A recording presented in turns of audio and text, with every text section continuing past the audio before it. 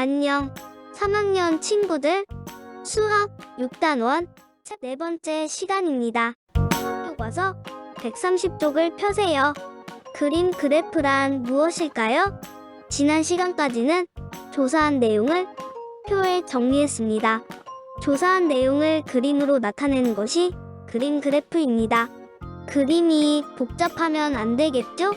간단한 그림으로 알아보기 쉽게 나타낸 그래프예요. 오늘은 그림 그래프에 대해 공부해 볼게요. 어린이 기자들이 조사한 내용이 그림 그래프로 되어 있네요. 어떤 내용일까요? 안녕하세요. 일주일 동안 도서관을 이용한 학생 수를 요일별로 그림 그래프에 정리했습니다. 함께 살펴보시죠. 어린이 기자들이 무엇에 대해 조사했나요? 그림 그래프의 제목을 보세요. 일주일 동안 도서관을 이용한 학생 수입니다. 그렇다면 그래프 속의 그림들을 보세요. 큰 스마일과 작은 스마일이 있어요. 무엇을 나타내는 그림일까요?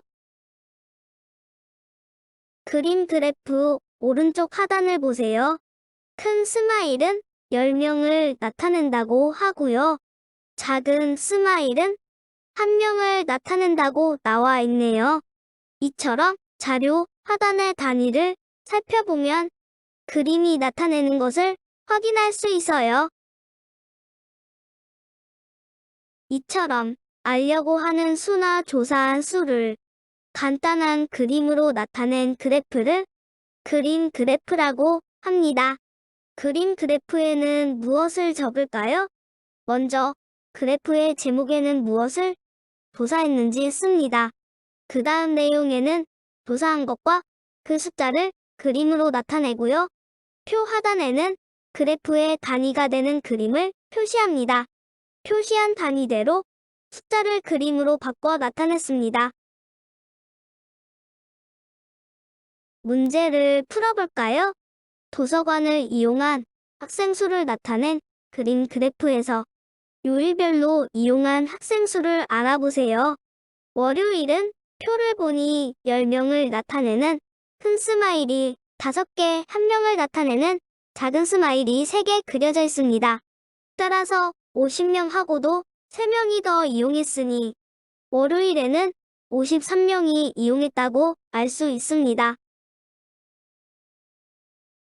화요일은 어떨까요? 그림을 보니 큰 스마일이 3개 있네요. 큰 스마일은 10명을 나타내니까 모두 30명. 화요일은 30명이 이용했습니다. 그렇다면 수요일은 어떨까요? 큰 스마일 2개, 작은 스마일이 2개 모두 22명이 이용했고요. 목요일은 큰 스마일 3개, 작은 스마일 3개로 33명이 이용했어요. 금요일은 큰 스마일이 4개, 작은 스마일이 6개 총 46명이 이용했네요. 표에 나타난 그림을 보고 학생 수를 알아봤습니다.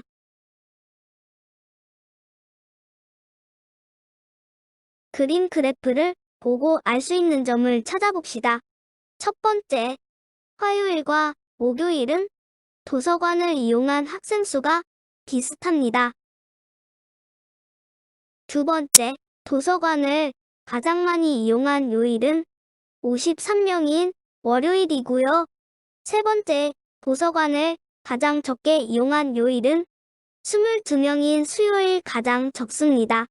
더 알 수 있는 내용을 무엇이 있을까요? 함께 찾아서 정리해 봅시다.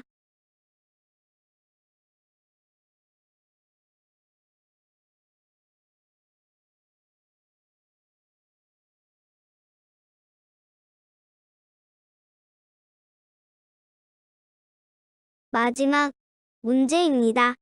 지난 일주일 동안 우리 반 학생들이 도서관에서 빌려온 책을 조사해서 그림 그래프로 나타냈어요. 그림 그래프를 보고 알 수 있는 점을 적어보세요. 우선 단위를 확인하세요. 큰 책은 10권, 작은 책은 1권을 나타냅니다. 책의 종류별로 몇 권씩 빌렸는지 써볼까요? 동화책은 큰 책 그림이 2개니까 20권, 작은 책 그림이 8개니까 8권, 20 더하기 8은 28, 총 28권 읽었습니다. 과학책은 큰 책 그림이 3개니까 총 30권을 읽었네요. 우리 반 학생들이 많이 빌린 순서대로 써볼까요? 위인전과 백과사전을 얼마나 빌렸는지도 먼저 써두면 비교하기 편하겠죠? 우리 반 학생들은 과학책, 동화책, 위인전, 백과사전 순으로 빌렸습니다. 과학책이 30권이고 위인전이 15권이니까 과학책은 위인전의 2배만큼 빌려봤다는 사실도 알 수 있네요. 알 수 있는 점들을 더 찾아서 써보세요. 그렇다면 학급 도서를 구입한다면 어떤 책을 사면 좋을까요? 우리 반 학생들은 과학책을 가장 많이 빌려오잖아. 과학책을 구입하면 좋을 것 같아.